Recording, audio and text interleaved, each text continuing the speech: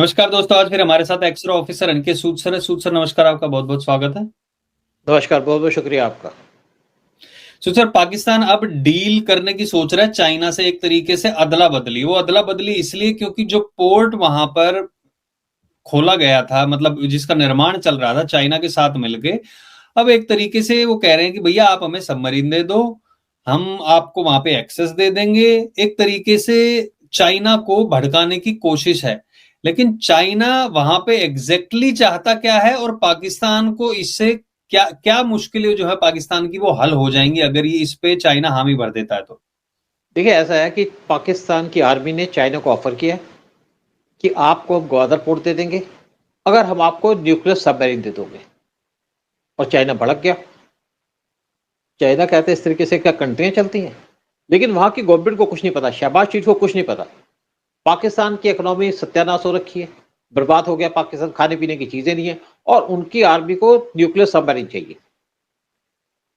अब बात ये आती है कि चाइना ने $66 बिलियन खर्चे थे।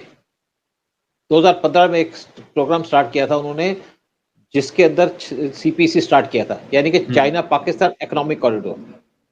चाइना से एक रोड बनेगा, जो बन भी रहा है, और पीओके और गिलगित बाल्टिस्तान से पास करके ये रोड जाएगा ग्वादर पोर्ट तक, जो आपका बलूचिस्तान में लोकेटेड है और बड़ा सिग्निफिकेंट पोर्ट है। और इस पोर्ट पे चाइना कब्जा करना चाहता था। $66 बिलियन खर्चे, साथ में कुछ और प्रोजेक्ट थे इसी रास्ते के अंदर जो आने थे, कोई डैम बनने थे, कुछ और बनने थे, लेकिन ज्यादातर जो प्रोजेक्ट है वो डिले हो गए पाकिस्तान की बेवकूफ़ी की वजह से और चाइना की चालबाजी की वजह से। चाइना ने जैसे पावर प्रोजेक्ट बना दिया, और पावर प्रोजेक्ट तो बना तो दिया, लेकिन उसके अंदर जो कोर आएगा वो चाइना से आएगा, और जो पावर प्रोजेक्ट बने वहां पे जो बिजली पैदा हुई वो तो महंगी हुई, क्योंकि कोल चाइना से आ रहा है। तो पाकिस्तान की इकोनॉमिक प्रोग्रेस तो हो नहीं सकी, क्योंकि पाकिस्तान ने जब एग्रीमेंट साइन किया तो उन्होंने क्लोजली हर एक चीज को मॉनिटर नहीं किया। और आज ज्यादातर प्रोजेक्ट या तो पूरे नहीं हुए या डोलड्रम में है, कई प्रोजेक्ट तो स्टार्ट नहीं हुए।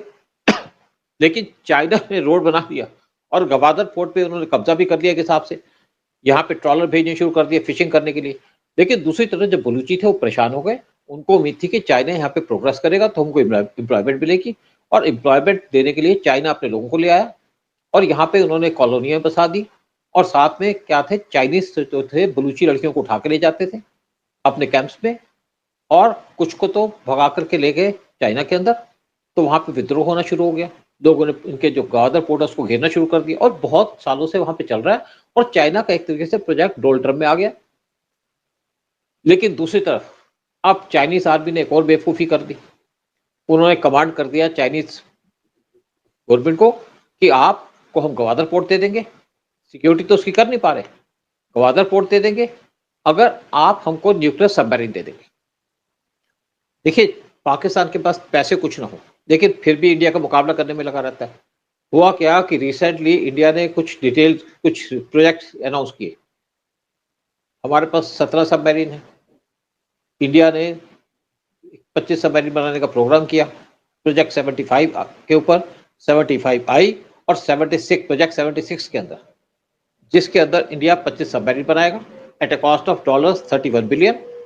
और इसके अंदर 6 सबमरीन बनाई जाएंगी प्रोजेक्ट 75 आई के अंदर, और 3 सबमरीन हम परचेज कर रहे हैं, जो इलेक्ट्रिक सबमरीन है वो परचेज कर रहे हैं फ्रांस से, कुछ हम यहाँ भी सबमरीन बना रहे हैं, और 6 सबमरीन बना रहा है इंडिया न्यूक्लियर सबमरीन एसएसएन, जिसमें से 3 सबमरीन बन चुकी हैं और बाकी इस टाइम पे पाइपलाइन में है।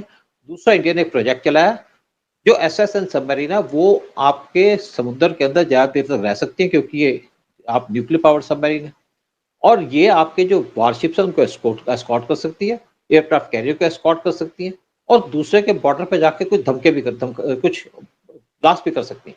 लेकिन साथ में इंडिया ने 2 एसएसबीएन वो सबमरीन बनाने का प्रोग्राम स्टार्ट कर दिया, और एक सब एसएसबीएन जो है उसकी कॉस्ट हजारों करोड़ की आती है, वो इंडिया बना रहा है।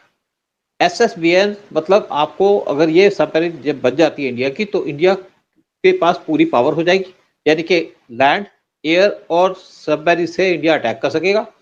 और ये सबमरीन कहीं भी जाकर के 2 महीने या 3 महीने तक पानी के नीचे रह करके अटैक कर सकते, तो आइडेंटिफाई नहीं होगी। और अगर कोई आप पे न्यूक्लियर अटैक करता है तो हमारे पास एक पॉसिबिलिटी रहती है कि हमारे पास एक सेकंड न्यूक्लियर अटैक करने की पावर है, तो कोई आप पे अटैक नहीं करेगा। तो आप इसके थ्रू अपने आप को सेव कर सकते हैं। तो पाकिस्तान भी ये चाह रहा है कि चाइना उसको ये दे दे, लेकिन चाइना ने पहले तुम्हारे लिए $60 बिलियन खर्च दिए, $66 बिलियन खर्च दिए, अब तुम्हें न्यूक्लियर सबमरीन चाहिए। तो चाइना भड़क गया और पाकिस्तान इसी तरीके शोर मचा रहा है। तो चाइना से ने पाकिस्तान से बात करनी बंद कर दी, यानी कि जो उनके पहले प्रोजेक्ट पे झगड़ा हुआ था वो भी अब एक हिसाब से खराब हो गए, या चाइना और आगे काम नहीं करना चाहता। लेकिन दूसरी तरफ पाकिस्तान ने कहा भाई अगर हम यहाँ पे तुम्हें ग्वादर पोर्ट दे देंगे तो हमारे से वेस्ट नाराज हो जाएगा। और नेचुरली बात है, अगर पाकिस्तान चाइना को ग्वादर पोर्ट दे देता है या वहां पे इनकी नेवल बेस बन जाती है, जो पाकिस्तान ने अब उनको ऑफर किया, तो पाकिस्तान को ना तो वेस्ट छोड़ेगा, ना पाकिस्तान को यूएस छोड़ेगा, ना पाकिस्तान को गल्फ अपने गले लगाएगा। लेकिन पाकिस्तान बेवकूफियों का तो माहिर है और चाइना में भड़क गया। दोस्ती निभा रहे हो, और चाइना को इसलिए जरूरत है ग्वादर पोर्ट की। ग्वादर पोर्ट की उसको जरूरत यह है कि चाइना ये चाहता है कि ग्वादर पोर्ट उसको मिल जाए जिसके ऊपर उसने काम किया था, क्योंकि उसकी 80% ट्रेड पास करती है इंडियन ओशन से, और मेनली उसमें ऑयल होता है। तो चाइना चाहता था ग्वादर पोर्ट बनके उसका जो ऑयल है वो यहाँ से जा सके ग्वादर पोर्ट है जो गल्फ से आता है, और उससे बाई लैंड अपना सारा ऑयल ले जा सकता है चाइना के अंदर। और अगर इंडिया और चाइना का वार हो जाता है या दुश्मनी हो जाती है तो उनकी ट्रेड इंडिया कभी रोक सकता है, जबकि चाइना इंडिया से ज्यादा पावरफुल है, यानी कि उनकी जो नेवल पावर है इंडिया से डबल होगी। लेकिन उसको ये पता है चाइना को कि अगर इंडिया से उसका वार होता है तो इंडिया एक ही जगह में चाइना को चैलेंज कर सकता है, वो है इंडियन ओशन, क्योंकि एक तो हमारे लैंड के पास पड़ेगा और दूसरी बात है यहाँ पे हमारी बेसिस भी हैं, जैसे अंडमान निकोबार आइलैंड पे हमारी बेस है, और फिर लक्षद्वीप पे अपने नेवल बेस बना रखी है, फिर एक कर्नाटका के अंदर हमारी बहुत बड़ी नेवल बेस बनी है, फिर पूरे बॉर्डर के साथ साथ हमारी मिसाइलें तैनात हैं। तो फिर साथ में एक और बात है कि इंडिया के पास मलक्का स्ट्रेट है जिसपे उसका पूरा कंट्रोल है। अगर हम चाइना की कभी भी ट्रेड ब्लॉक करना चाहें तो मलक्का स्ट्रेट पे कंट्रोल कर सकते, 2 शिप भी भेज देंगे तो चाइना की ट्रेड यहाँ से पास नहीं कर पाएगी। तो चाइना इसलिए इंडिया से घबराता है। इसीलिए आप देखिए कि यूएस इंडिया की तरफ झुका हुआ है कि अगर उसको चाइना को काउंटर करना है तो उसको इंडिया की जरूरत पड़ती है। तो चाइना को यही चिंता है, लेकिन पाकिस्तान उसको ब्लैकमेल कर रहा है कि हम तुम्हें बेस देंगे, तुम्हें सबमरीन दे दो। तो इसलिए चाइना भड़क गया। लेकिन पाकिस्तान के लोगों को यह समझ नहीं आता कि तुम अपनी कंट्री को तो चला नहीं सकते, पैसे हैं नहीं तुम्हारे पास, लोग भूखे मर रहे हैं, लेकिन तुम्हें न्यूक्लियर सबमरीन चाहिए।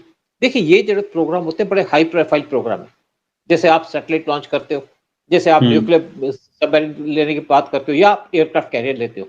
देखिए वर्ल्ड में सिर्फ सिलेक्टेड कंट्रीज हैं जिनके पास एयरक्राफ्ट कैरियर्स हैं।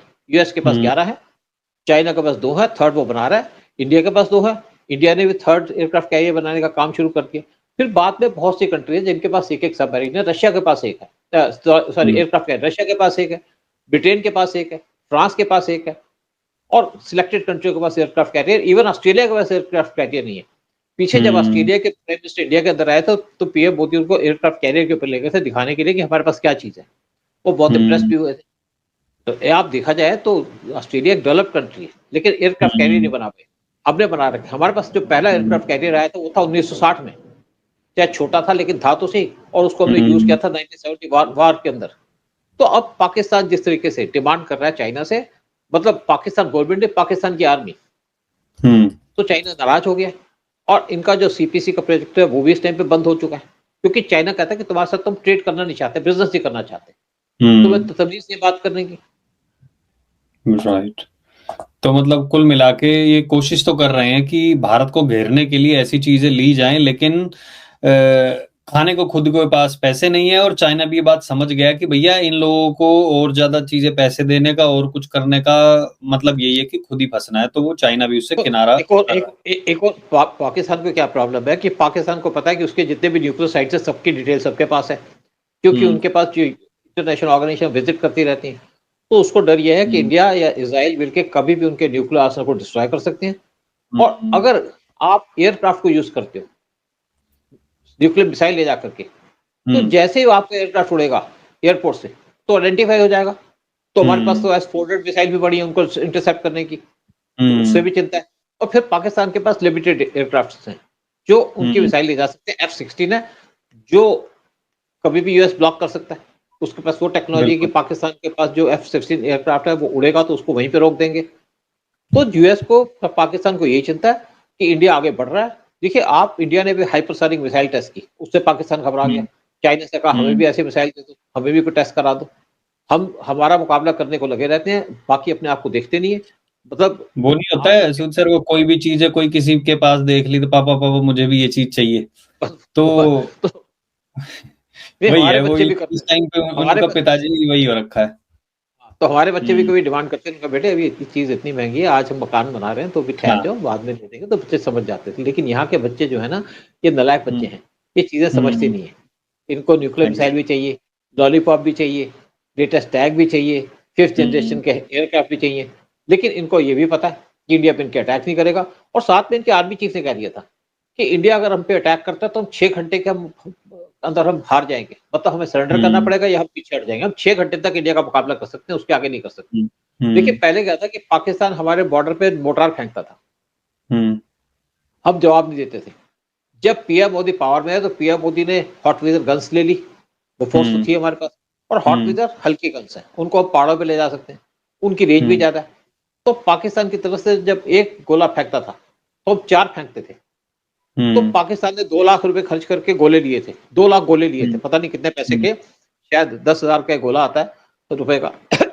2 लाख गोले लिए थे। उन्होंने देखा जल्दी जल्दी हमारे तो गोले फिनिश हो रहे हैं, तो उन्होंने मोर्टार फेंकने बंद कर दिए। क्योंकि हमारे पास हम्म। तो पैसे की कमी नहीं है, हम आज वर्ल्ड की 5वीं बड़ी इकोनॉमी बन चुके हैं और चौथी बनने हम्म। वाले हैं बहुत जल्दी। तो पाकिस्तान तो नीचे जा रहा है। हम्म। आज पाकिस्तान 124 नंबर पे है, कल 126 पे आ जाएगा। तो लेकिन पाकिस्तान को मुकाबला इंडिया से करना है। कुल मिला के अभी यही है कि मांगे ऐसी कर रहा है जैसे बच्चों की तरह, लेकिन चाइना वहां पर उसने दिखा दिया है कि इनका साथ देके मुझे ज्यादा कुछ फायदा नहीं होने वाला, और चाइना जहां पे उसको फायदा नहीं दिखेगा वहां पे वो एक पैसा क्या 25 पैसे भी खर्च नहीं करेगा। बट देखते हैं आगे क्या होता है कि ये इनकी डिमांड है, इसके ऊपर चाइना क्या प्रतिक्रिया देता है, और जो सीपीईसी है उसका आगे क्या हाल होता है। बट बहुत बहुत धन्यवाद सूद सर आने के लिए, सारी जानकारी देने के लिए। जय हिंद जय भारत। जय हिंद जय भारत।